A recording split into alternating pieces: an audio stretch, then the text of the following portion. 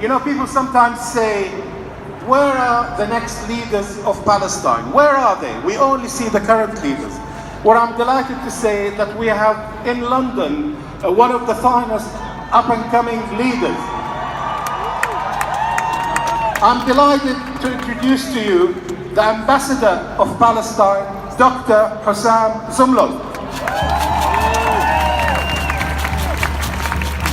Thank you very much, Brother Kamel. Friends, wow, what a scene. Friends, brothers and sisters, freedom fighters. I was told there might be 2,000 joining this demonstration. Then they changed it. Maybe 4,000, maybe 5,000. I am looking at 10,000 people today. And it is so inspiring to see so much of you, so many people out here. And friends, it is truly humbling to see that all of you are coming out for Palestine in this very particular moment of our history. I see British people from the left. I see British people from the right. I see British people across the board. You know why? Because this isn't a fight between the right and left. It's a fight between right and wrong. Right and wrong. Right and wrong. I see thousands of British people, good-hearted people, freedom-loving people, siding with the good, with the right, with the conscious. And they 13 million Palestinians, 6.5 million of them in their homeland, and 6.5 million in the diaspora and the refugees are looking at you today, thanking you today. And the Palestinians among you, like Kamel, like my wife and my children, are thanking you today. But there is one Palestinian among you, one Palestinian among you that gives me inspiration to bring on stage Ahed Tamimi. Ahed Tamimi. Ahed Tamimi.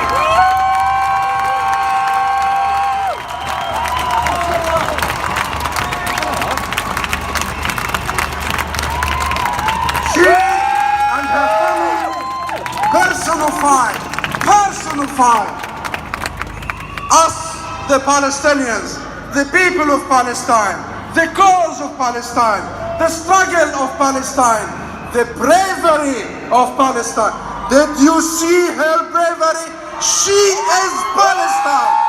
She is Palestine. Whoa!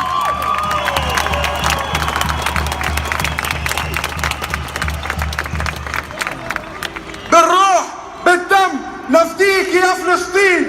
Free, free Palestine. Free, free Palestine. Free, free Palestine. Free, free Palestine. Free, free Palestine. Free, free Palestine. It is through her bravery and the bravery of the many, the millions of Palestinian fighters for freedom. Millions of Palestinian mothers, fathers. It is through her and her bravery that we drive our strength, our steadfastness, our resolute, and our hope.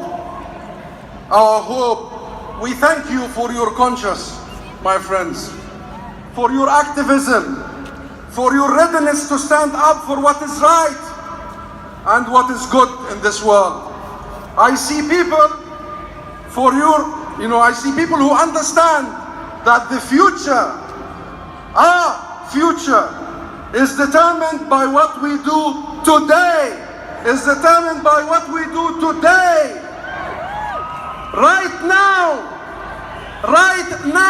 here in London and everywhere else. Every minute of our life matters. I see people determined not to repeat the mistakes and the evils of the past. Palestinians, we know this best. We are still living with the evils of the past. We have been wrong for too long, my friends. Too long. We have been wrong since the Balfour Declaration more than 100 years ago. That was wrong. We have been wrong because that colonial arrogance was never redressed until this very day. We were wrong. We were wrong when we were dispossessed 71 years ago and ongoing. We were wrong to be occupied militarily, wrong to be colonized illegally, wrong to be besieged like in Gaza, 2 million people in a cage for 12 years. All that is wrong. And friends, 70 years, 71 years since the Nakba, 71 years. After all these years, after all this suffering, after all this loss, after all this struggle, after all this resolute, we still hear some people who will deny us our rights to freedom and self-determination, our rights to live our lives in dignity. In dignity. We are not, some are asking, are we not human beings like others to be treated the same as everyone else? No, we are. We are human beings, equal. Palestine and Palestinians has been for millennia the crossroad of civilization. We might not be the greatest nation on earth, but name me one nation that is greater than the people of Palestine. One nation. We want to live a life of dignity, a life of freedom and quality. And this is our struggle. This is our cause. And it is a good cause. It is a right struggle, my friends. More than 30 years ago, the PLO that I represent here in London, the Palestine Liberation Organization, accepted international legitimacy, international law, international resolutions.